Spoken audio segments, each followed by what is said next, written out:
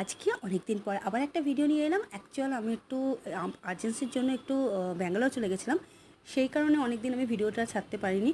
যাই হোক, এটা একটা কাস্টমাইজ জুয়েলারি। কালকে যেহেতু পয়লা বৈশাখ, সেই পয়লা বৈশাখ উপলক্ষে একজন ব্লু কালারের শাড়ির সাথে কন্ট্রাস্টে হলুদ আর সবুজের মধ্যে একটা গয়না চেয়েছিল, তাই সেজন্য এটাকে আমি তৈরি করেছি।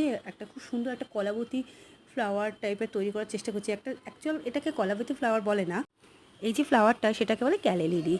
এই ফ্লাওয়ারটা ভীষণ মানে একটা কী বলবো, খ্যাত একটা ফ্লাওয়ার।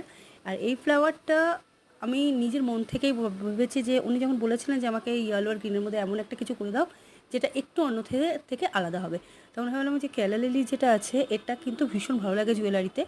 আমি আগেও একটা দুটো বানিয়েছিলাম, ভীষণ ভালো হয়েছিল, একটা কম্পিটিশনেও দিয়েছিলাম, ওটা সিলেক্টও হয়েছিল।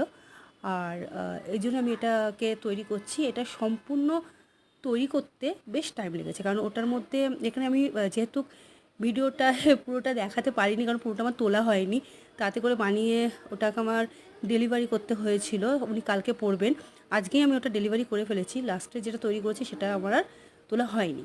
আর বেশ কিছুদিন ধরে ছিলাম না বলে কিন্তু আমার ভিডিও বানানো হয়নি, তার জন্য সবার কাছে আমি ক্ষমা প্রার্থী যে আমাকে প্লিজ ক্ষমা করে দিও। আমি আবার চেষ্টা করব সবসময় যাতে ভিডিও এবং অনেক নতুন নতুন জুয়েলারি নিয়ে আসতে পারি।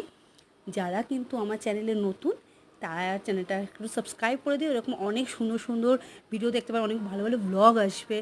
হ্যাঁ, ওই কারণে জুয়েলারি নিয়ে তার সঙ্গে সংক্রান্ত অনেক কিছু আসে। আমাদের ব্লগগুলো একটু আলাদা টাইপের হয়। তো ভালো লাগলে কিন্তু অবশ্যই লাইক শেয়ার করতে কেউ ভুলবেন না। আজকের জন্য এতটুকুই।